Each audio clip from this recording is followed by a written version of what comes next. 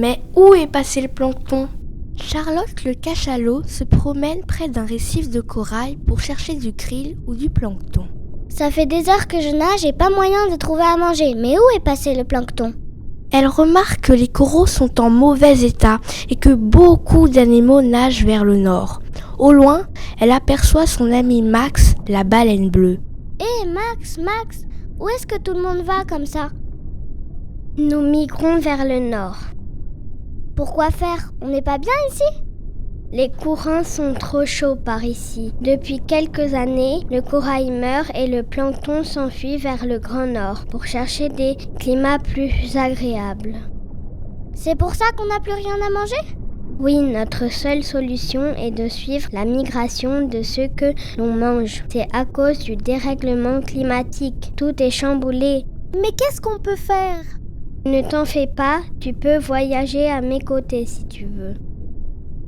Quelques jours plus tard, Charlotte commence à être fatiguée et décide de remonter à la surface. Il est encore loin ce repas ? Et si on faisait une pause ? Tu ne devrais pas t'attarder par ici. Pas le choix, de toute manière, je dois remonter respirer un coup.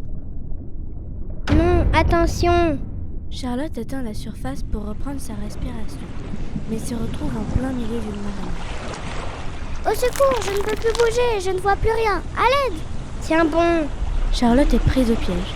Max se met à chanter tristement pour appeler les océanologues à l'aide. Les scientifiques ont entendu. Ils déploient un barrage flottant pour encercler la marée noire et aspirent tout le pétrole avec des bateaux. Charlotte est libérée. C'était horrible. Qu'est-ce que c'est ? C'est dû aux humains qui préfèrent ne pas réparer leurs vieux bateaux. Ils les utilisent encore et encore jusqu'à ce qu'ils s'abîment dans l'océan, sans se soucier de la catastrophe que cela représente pour nous. Mais parlons-en en chemin. La route est encore longue et j'ai vraiment très faim. Charlotte et Max reprennent leur périple alors que l'eau se refroidit et que de la glace apparaît à la surface. Max finit par s'arrêter de nager.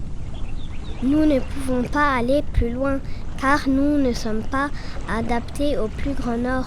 Mais regarde, le plancton est là. Hurrah, un bon repas ! Au secours, libérez-moi !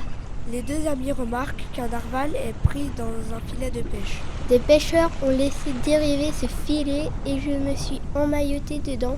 C'est catastrophique pour nous les cétacés, car on ne peut alors plus remonter à la surface pour respirer. Je ne te laisserai pas là. Charlotte se rue sur le filet. Avec sa force de cachalot, le déchire pour libérer sa nouvelle amie. Tout est de la faute des humains. D'abord, ils causent des dérèglements climatiques qui ne font que je ne peux plus manger. Puis ils déversent des marées noires qui peuvent nous engluer. Et après, ils laissent traîner tout un tas de choses qui nous asphyxient ou nous emprisonnent. Pourquoi n'ont-ils aucun respect pour nous ?